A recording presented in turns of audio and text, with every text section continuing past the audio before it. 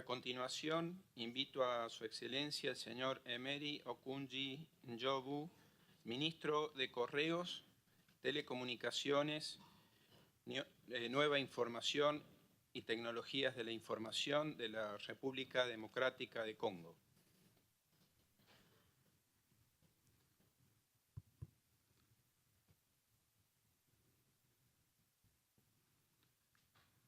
Monsieur le Président, Excellences, Mesdames et Messieurs les ministres et vice-ministres, Monsieur le secrétaire général de l'UIT, Mesdames et Messieurs les représentants de différents gouvernements, Monsieur le directeur du Bureau de développement des télécommunications de l'UIT,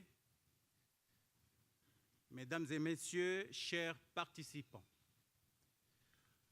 c'est un grand plaisir pour moi de représenter la République démocratique du Congo à cette conférence mondiale de développement des télécommunications autour du thème « Les TIC au service des objectifs de développement durable ».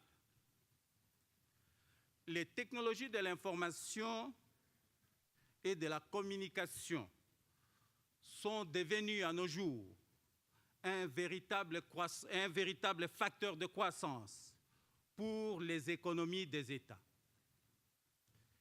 Elles influent de plus en plus sur tous les secteurs d'activité d'une nation: le commerce, l'agriculture, les finances, la santé, l'éducation, etc. La République démocratique du Congo, sous l'impulsion du président de la République, chef de l'État, Son Excellence Joseph Kabila Kabange, s'est déjà investi dans la voie de l'utilisation des TIC comme un facteur indispensable de son développement socio-économique. C'est dans ce souci qu'elle entreprend depuis quelques années un vaste programme de construction des infrastructures de base de télécommunications, principalement celle des transports des informations, l'objectif étant d'atteindre 31 000 km de backbone à fibre optique pour couvrir son territoire national.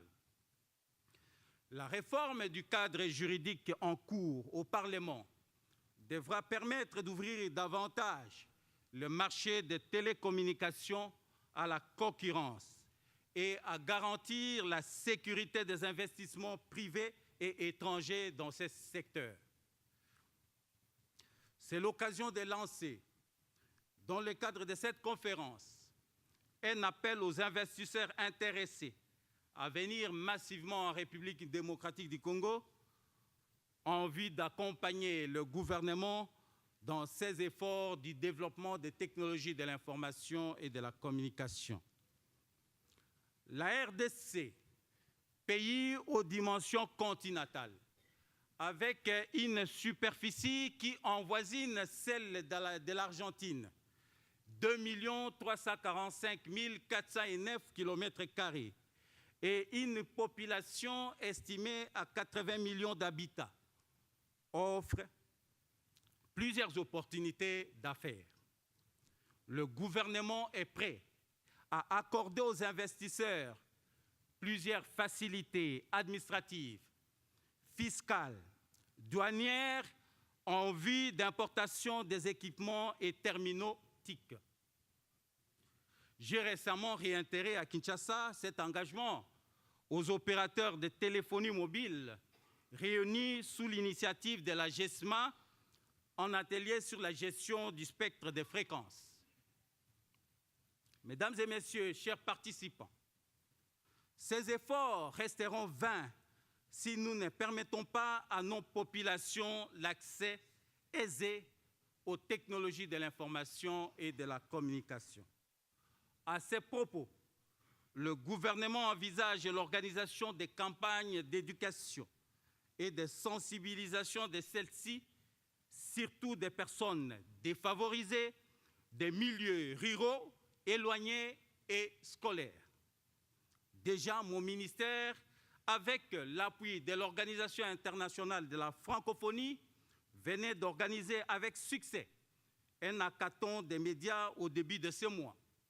Le but étant d'inciter l'entrepreneuriat des jeunes à travers l'utilisation des technologies de l'information et de la communication assises sur les langages et les contenus locaux.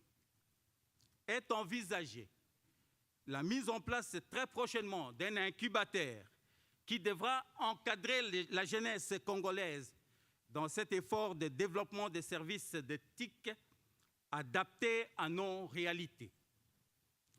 À l'instar de l'Organisation internationale de la francophonie, et puisque nous sommes dans un domaine qui appelle la solidarité, le partage des connaissances et des expériences, nous demandons aux organisations gouvernementales et non gouvernementales de ne pas hésiter de nous accompagner dans ce processus. Pour terminer, Monsieur le Président, je tiens à remercier l'UIT et surtout à remercier sincèrement votre pays, l'Argentine, non seulement pour l'accueil chaleureux, son hospitalité légendaire, mais aussi pour avoir organisé avec brio ces assises. Je vous remercie.